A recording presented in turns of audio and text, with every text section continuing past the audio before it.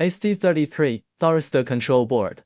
Wiring and debugging instructions. How to wire the thyristor? When wiring the thyristor, first check the identification diagram on its side panel. This diagram clearly indicates the positions of the 4 terminals, K1, G1, K2, and G2. Corresponding labels are also marked above the actual terminals on the top, K1, G1, K2, G2. Generally, the K1 and G1 terminals correspond to the upper arm of the rectification control. The K2 and G2 terminals correspond to the lower arm. Red wires represent the K lines, white wires represent the G lines. Then, wire accordingly by following the connection diagram in the instruction manual. After wiring, insert the terminal block into the corresponding port on the trigger board. This completes the wiring for one thyristor. Wire the other 2 thyristors in the same manner.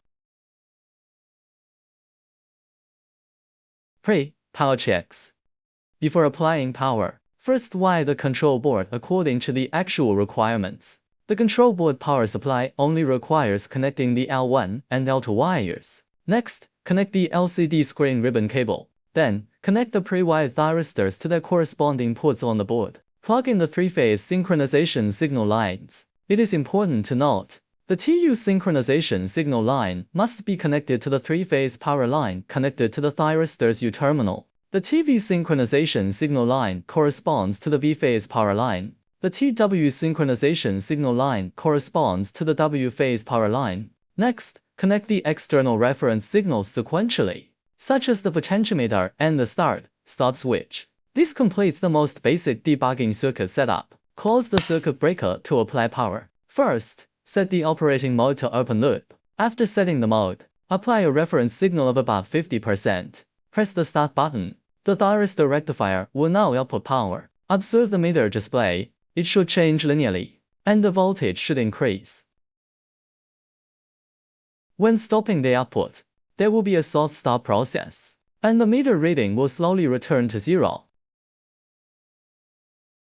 For closed-loop control, it is necessary to add a feedback control signal, such as If or VF. These can be added sequentially later based on your specific needs. For example, the one I am holding here is our pre-wired voltage and current feedback signal board. Once the feedback signals are connected, a complete closed-loop control power supply is successfully wired. When using it subsequently, remember to first switch the control mode to constant voltage mode. Press the start button, and the output will now be in constant voltage output mode. Before applying power, it is recommended to connect a 1 kW incandescent bulb as a trial load. Press the start button and observe the change in the bulb's brightness.